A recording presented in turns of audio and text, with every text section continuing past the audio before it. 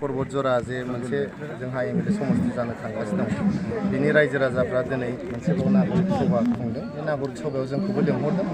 बे नागरिक सभाखौ खुंनायनि जाहोनानो जाहैबाय जे पर्बतजरा जे मोनसे समष्टि जानो थांगासिनो दं बेखौ जोबोद मोजां मोनदों रायजो राजाफ्रा।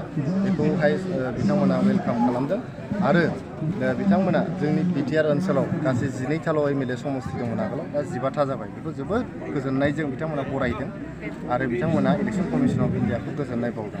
दा बाथ्राया जाहैबाय जोंनि बिटिआर ओनसोलाव मोननै लकसभा समष्टि जों डिमान्ड होदोंमोन। मोनसे क'क्राझार, गुबुन मोनसे जाबाय उदालगुरि। दा क'क्राझारा जाबाय, एसटि रिजार्भबो जाबाय, बेनि थाखाय जों जोबोद गोजोनदों। दा उदालगुरि मोनसे समष्टि जोंहा जानांगौ। बिटिआरनि सिंनि एमएलए समष्टिफोरखौनो लानानै जोंना उदालगुरि समष्टिया जानांगौ। बेनिनो रायजोफ्रा दाबि दैखांदों। जोंनि इपिपिएल हानजाया 27 मार्च 2023 मायथाइयाव जेब्लानाखि रेडिसन ब्लु हटेल गुवाहाटीयावहाय जों इलेक्सन कमिसन अफ इन्डियाखौ हियारिंनि समाव लोगो हमदोंमोन, अब्ला जोंनि सेथि दाबियानो जादों जे जोंनि बिटिआर ओनसोलाव मोननै लकसभा समष्टि जानांगौ, मोनसे क'क्राझार, मोनसे उदालगुरि।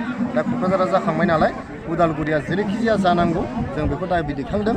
जोङो बेखौ लिरनानै इलेक्सन कमिसन अफ इन्डियानो होगोन आरो जों दिल्लीयाव थांनानै लोगो हमहैगोन बिथांमोनखौ आरो उदालगुरि मोनसे समष्टि जाथारनांगौ होननानै जोङो दाबि दैखांदों। जौ लोंनानै बिथाङा मेम'रेन्डाम होदोंमोन जे पर्बतजरा आरो गसाइगाव समष्टियाबो रिजार्भ जानांगौ होननानै।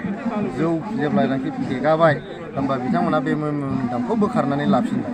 नङाबालाय मोनसे रेसपन्सिबल पलिटिकेल पार्टिया, मोनसे एथ' दायित्व गोनां मोनसे राजनितिक हान्जाया साना हौवा मेम'रेन्डामखौ लिरनानै माबोरै होखो?